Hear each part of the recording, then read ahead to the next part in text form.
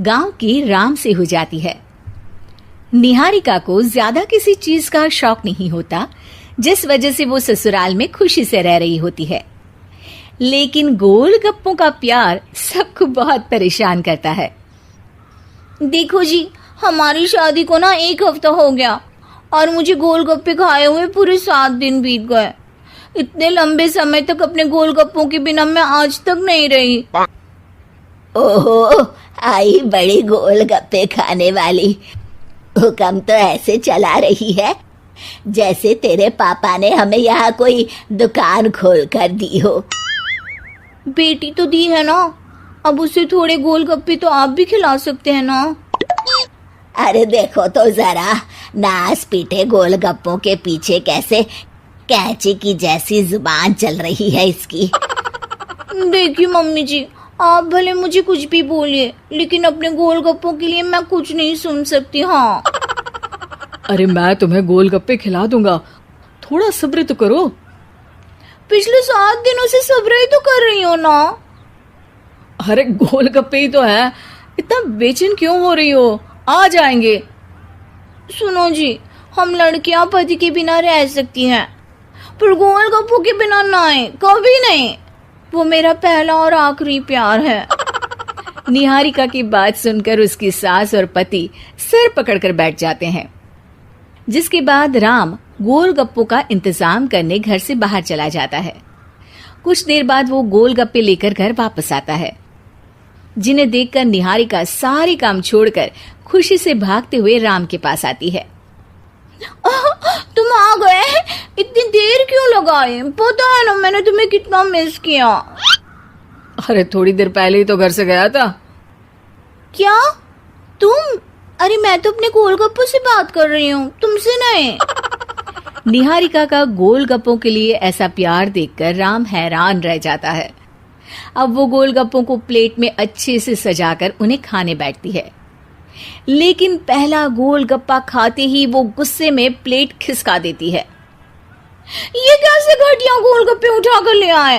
न पानी में स्वाद, न गोलगप्पों में। हाय हाय, महारानी के नखरे तो देखो, इन्हें गोलगप्पे में भी अलग अलग स्वाद चाहिए। ठीक है, आप लोग इस पर बहस मत शुरू कर देना, मैं ना कल दूसरी जगह से खरीद लाऊंगा, ठीक है? अगले दिन राम निहारिका के लिए गांव में दूसरी दुकान से गोलगप्पे खरीद कर लाता है, पर उसे वो भी पसंद नहीं आते। जिसके बाद बहुत दिनों तक यही सिलसिला चलता रहता है, जिसमें राम अपनी पत्नी के लिए दूसरे गांव तक जाकर वहां से भी गोलगप्पे खरीद कर लाता है, पर निहारिका को कहीं के कोई भी गोलगप्पे पसंद ही नहीं आते। तुमको तो अच्छे गोलगप्पे की पहचान करना आता ही नहीं है। तुमको गोलगप्पे का प्यार पता ही नहीं है, तुमसे कुछ होता ही नहीं है। अरे तुमसे बहुत होता है तो तुम खुद कर लो ना। सास की बात पर निहारिका बैग पैक करके घर से जाने लगती है, जिस पर राम उसे रोकते हुए कहता है, अरे इतनी सी बात पर कोई घर छोड़कर जाता है क्या? मैं कल शहर जाकर तुम्हारी पसंद के गोलगप्पे ले आऊंगा, ठीक है?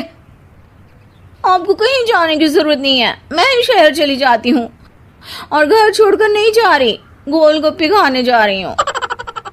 ये कहकर निहारिका शहर में अपने पापा के घर चली जाती है, जहां पर वो सुबह के नाश्ते से लेकर रात के खाने तक में मन और पेट भर कर गोलगप्पे खाती रहती है, जिससे उसकी तबीयत खराब हो जाती है और उसे अस्पताल में एडमिट करना पड़ता है। फूड पॉइजनिंग है, जंक फूड बिल्कुल बंद करना होगा। लो, बहुत गोलगप्पे गोलगप्पे करती रहती थी, कर दिया ना गोलगप्पे ने बीमार।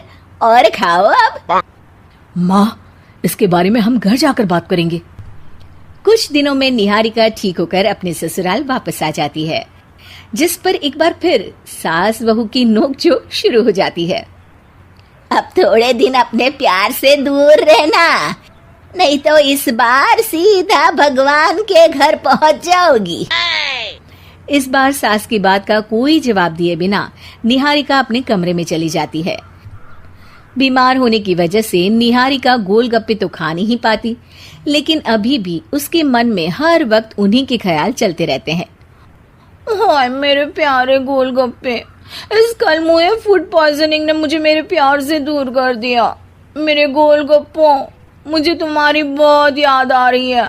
अगर मैंने तुम्हें खाया तो मम्मी जी तानों के ही गोलगप्पे बनाकर मुझे खिला देंगी।